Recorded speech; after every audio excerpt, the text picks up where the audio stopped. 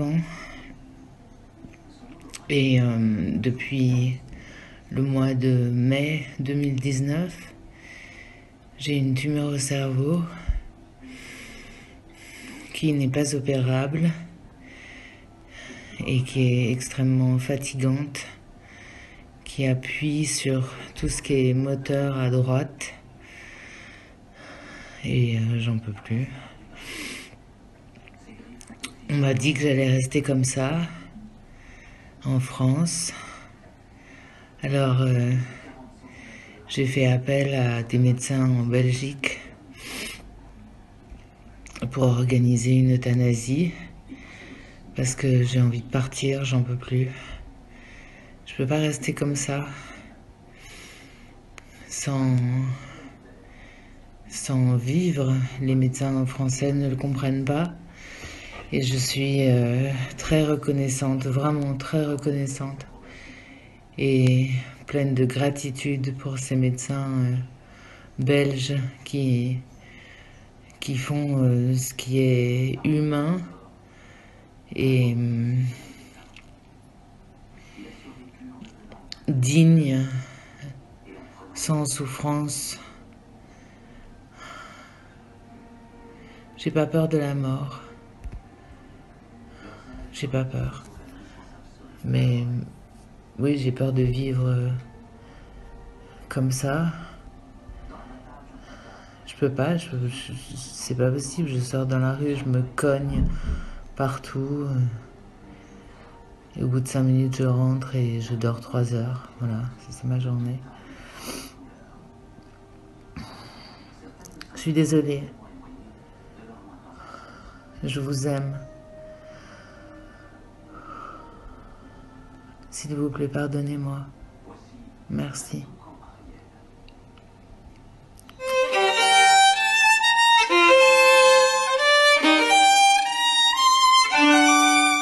Je suis Denis Labelle, j'ai 40 ans de vie hospitalière derrière moi et donc j'ai assisté énormément de patients jusqu'à la fin de leur vie, car c'est le rôle du médecin. Et donc ceux qui souhaitaient que je les aide médicalement, je les ai aidés médicalement à partir. C'était mon rôle. Alors au cours de cette longue expérience, j'ai des souvenirs extrêmement forts. Et l'un de ceux qui m'a le plus marqué, c'est le contact que j'ai eu avec un chirurgien avec lequel je travaillais tous les jours et qui un jour est venu à ma consultation et me montre un dossier dans lequel il y avait des scanners avec des métastases hépatiques énormes. Je lui dis « Qu'est-ce que tu attends de moi ?» Il me dit « Tu le sais, je t'ai choisi pour que tu m'aides à partir le moment où je l'aurai décidé. » Je lui dis « Pourquoi tu me choisis ?» Il me dit « Parce que j'ai confiance en toi et je sais que tu le feras, mais c'est moi qui décide du moment. » Et à partir de là, on s'est vus toutes les semaines, puis ensuite tous les jours parfois, pendant une période. Et un jour, il m'a dit « Ça y est, je suis décidé, et donc c'est pour demain. » Et donc ce jour-là, l'équipe soignante, tout le monde était d'accord, on en a parlé. Et puis on s'est mis dans sa chambre à l'hôpital, et il y avait d'un côté sa femme, qui attendait cela aussi, parce qu'elle savait que la fin serait terrible. Et puis je lui ai demandé « Alors, t'es toujours décidé ?» Il m'a dit « Oui. » Je lui ai dit « On y va ?» Il m'a dit « On y va. » Et il m'a souri, un grand sourire, de calme. Et donc on a mis en route la perfusion. Moi je lui tenais la main, sa femme lui tenait l'autre main. Et puis on se regardait tous les trois. C'était extrêmement poignant. Et il est parti, doucement, calmement. Et sa femme est venue me revoir 2-3 mois après, en me remerciant pour ce que nous avions vécu ensemble. Ah mais c'est tout à fait illégal aujourd'hui. Quand on dit que les médecins ont un pouvoir énorme au moment de la fin de vie, c'est faux. Ils ont peur. Ils ont peur du juridisme, et s'ils ne le font pas, c'est parce qu'ils craignent que quelqu'un les dénonce et qu'ils soient ensuite jugés. C'est ça qui est stupéfiant, c'est que vous prenez des risques en répondant à la demande du patient. Parce que moi, mon objectif, c'est ça en tant que médecin, c'est répondre à la demande du patient. C'est le seul sujet qui intéresse tout le monde. Vous, moi, tout le monde. Personne n'y échappera. Hein. Et ce sujet, on l'escamote en permanence. Ça fait 40 ans que des Français réclament la possibilité d'avoir l'aide médicale à mourir. Et ça fait, je dirais, plus de 20 ans que 80 à 90% des Français, dans tous les sondages, disent « Nous souhaitons un changement de la loi ».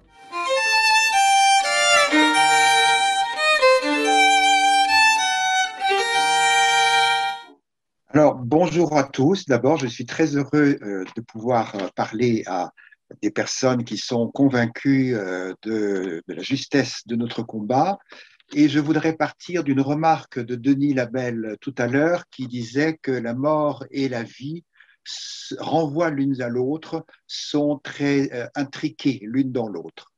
Et ça explique pourquoi se demander qu'est-ce qui fait que ma vie est accomplie et que donc je choisis de mourir, selon la philosophie du choix, qui est aussi la philosophie, comme Denis l'a dit, de beaucoup de gens en France, hein, de 95% de gens en France. Donc c'est aussi réfléchir sur sa vie. Hein. On ne peut pas réfléchir sur sa mort sans réfléchir sur sa vie et se demander si elle vaut encore ou pas la peine d'être vécue.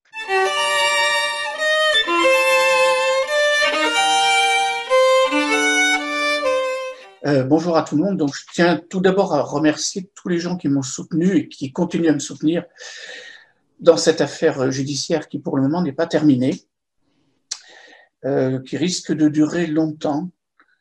Je commence déjà par me représenter pour les gens qui ne me connaissent pas éventuellement. Donc, je suis un généraliste retraité. J'étais installé dans un village du Vaucluse.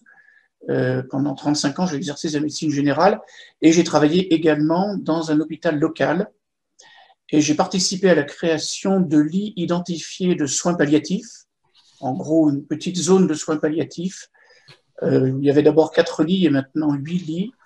Et je le précise parce que je crois que c'est très important de bien expliquer que le combat pour l'euthanasie, pour l'aide médicalisée à mourir, et pour les soins palliatifs est complètement le même. C'est-à-dire qu'il faut développer les soins palliatifs, il faut donner plus de moyens, et puis il faut aussi nous donner une loi qui permette d'aider les gens en fin de vie quand ils le demandent, à leur demande. Ça représente dans les pays qui ont légalisé depuis longtemps 2%, 1,5, 2 ou 3% de la population qui décède. Ça ne représente pas beaucoup, mais rien que pour ces gens-là, c'est très important. En France, ça représenterait, si la loi était votée, comme en Belgique par exemple, 10 000 personnes par an. On peut rappeler le chiffre de 10 000 suicides déclarés en France par an. En fait, j'ai depuis longtemps déclaré publiquement que j'avais aidé des gens, en espérant que d'autres médecins le diraient, puisque en fait beaucoup de médecins le font. Pas beaucoup de médecins ont suivi cette voie, donc ça n'a pas fait beaucoup avancer les choses. La première fois que j'ai déclaré ça, c'était dans une émission qui s'appelait Bas les masques de Mireille Dumas en 1993.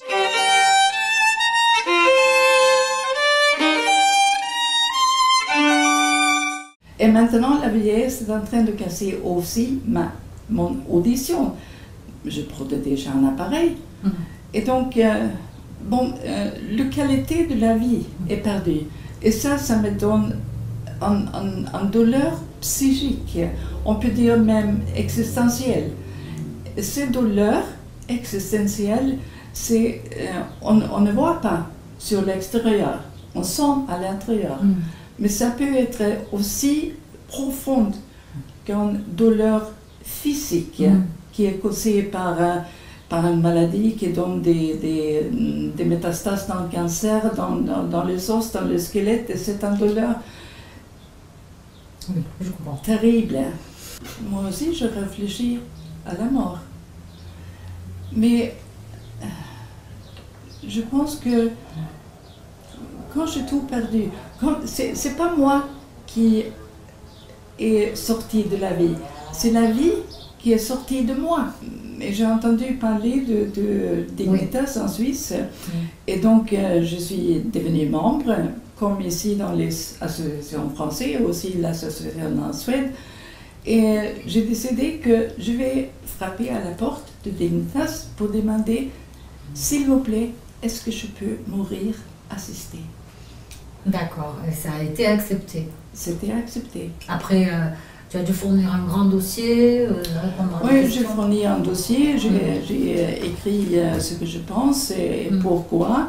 Et j'ai fourni tous les nécessaires documents, le compte rendu de mon ophtalmologue, de mon médecin généraliste et tous les papiers administratifs et tout ça. Donc c'est un dossier, j'ai tout envoyé. Et là-bas, ils sont étudiés avec les médecins là-bas. Et on m'a dit, on dit feu vert. Feu vert, d'accord. Et donc, c'est-à-dire qu'on peut aller là-bas. Et quand on est là, on va avoir encore un entretien avec 2 médecins différents, un jour et un l'autre. Et jusqu'au le dernier moment, si je change la vie, je peux. Non, je ne changerai pas ma décision. Je m'en doutais. J'ai pris la décision. Et ce que je fais de mon dernier temps, pour avoir un peu de respect pour moi-même, je continuais à travailler pour que le message qu'un être humain doit être la liberté ultime de choisir sa propre mort. Quand la personne trouve que maintenant c'est l'heure, on a vécu sa vie, c'est prêt. Ou on est tellement malade qu'il n'y a pas d'autre solution. Alors, quand on a choisi de faire ses adieux, et donc toute ma famille est en Suède, mais les fils, ils sont venus ici. On a passé pas mal de temps ensemble, et mes fils, ils sont compris. Ça facilite le travail de deuil. Et on peut faire ces adieux en dignité. Et ça, c'est aussi en valeur pour moi et pour eux aussi. Parce que c'est tout à fait différent d'avoir le souvenir, le mémoire d'une personne vivante qu'une personne qui est très très malade peut-être et perturbée par des médicaments lourds, etc. Ou, bon. Non, mais on a le temps de faire les adieux en dignité. Si je peux contribuer à transmettre le message, je le fais volontairement.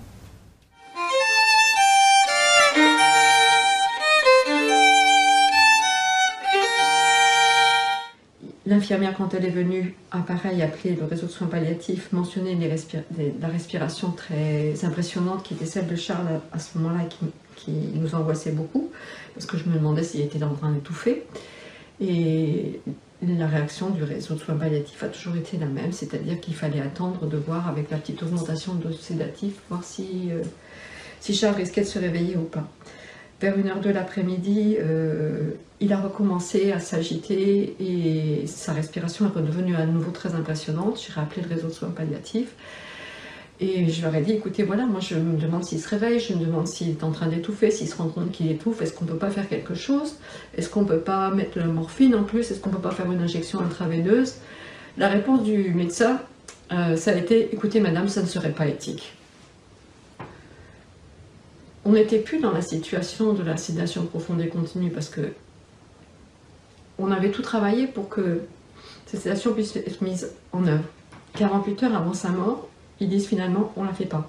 Donc ils reviennent sur le cadre de la loi, les directives anticipées, la présence et la réitération par la personne de confiance, à savoir moi-même, des droits du patient.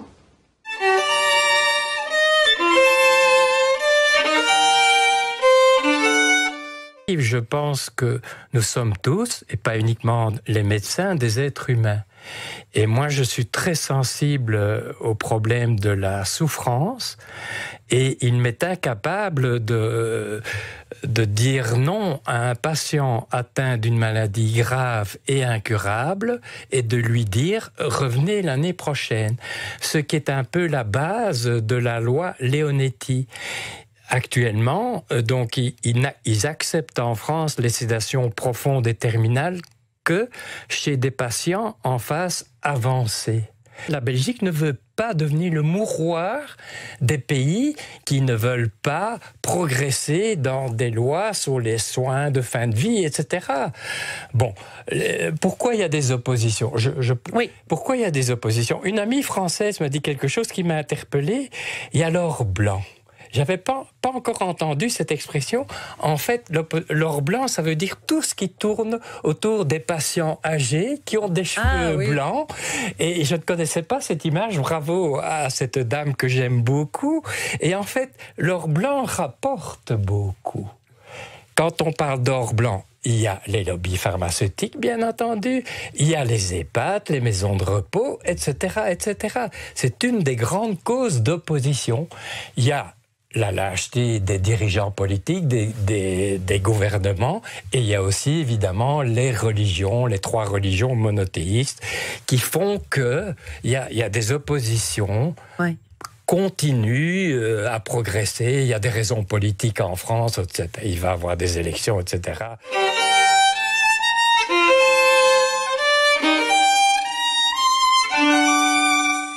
La Belgique est-elle devenue la terre d'accueil des mourants français? C'est la question que l'on va se poser aujourd'hui via un documentaire réalisé par des étudiants de l'IEX et qui a reçu le prix de l'engagement sociétal lors du festival Journalisme en devenir.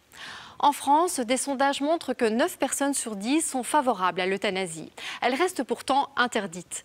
Conséquence, des dizaines de patients traversent chaque année la frontière pour demander l'euthanasie en Belgique. Donc pour moi, par rapport à la loi belge, vous avez une maladie non guérissable, non améliorable, une situation avec des petites issues encore, mais à un moment donné, je vous rejoins, elle sera sans issue. Et puis quand vous êtes tout à fait consciente et capable de prendre une décision, et on ne demande pas l'avis de votre fils ni de votre fille, on demande juste le vôtre. Hein. Et puis à un moment donné, ce sera vous qui saurez quand la souffrance sera de trop. Ne pas attendre trop longtemps non plus. Il faut que vous puissiez dire clairement les choses et que je puisse avoir une conversation comme aujourd'hui avec vous. D'accord. Voilà, ça c'est la condition. Vous devez rester consciente et capable. Donc capable veut dire être en capacité de comprendre ce que veut dire une euthanasie et ce que veut dire mourir. Hein, ouais. C'est logique. Hein. On ne va pas faire ça dans votre dos. Hein. On attend que ce soit vous qui le demandiez, oui. Pour ouvrir un dossier, Chantal doit formuler une demande écrite. C'est obligatoire pour entamer les démarches. Je demande l'euthanasie. Cette demande devra être répétée régulièrement pour entrer dans le cadre de la loi belge. Le docteur Van de Velde suivra Chantal tout au long de sa fin de vie. Quand on parle d'euthanasie ou de date où on veut mourir, on peut se dire, des fois les gens disent oui, mais par rapport à vos enfants, est-ce que vous allez leur dire au revoir et tout? Mais je pense que le au revoir, il est avant. C'est-à-dire que tous ces moments qu'on passe, c'est avant. Tous ces bons moments, quand je vois ma fille vient et tout, on va voir mamie, on va boire un café, parce qu'on se rend compte que tous ces moments-là sont précieux. Donc, je pense qu'on en profite avec beaucoup plus de conscience. Là, il y a Claudette, il y a moi, il y a 1 ou 2 personnes qui veulent bien témoigner, mais tous les gens qui meurent, tous les gens qui sont dans un état de faiblesse et de détresse ne sont pas capables de témoigner. Donc je me dis, le jour où je serai plus là, le jour où Claudette sera plus là, ben, ça va repousser à combien? 5 ans, 10 ans, 15 ans? Et ça fait 40 ans qu'on se bat pour ça, donc je désespère pour mes enfants et mes petits-enfants. Je serais content que s'il la vote en France, comme ça, il n'y aura pas besoin de me déplacer. Réunir toute la famille, tout ce qui me reste, et puis bon, passer un Pink Floyd et dégager.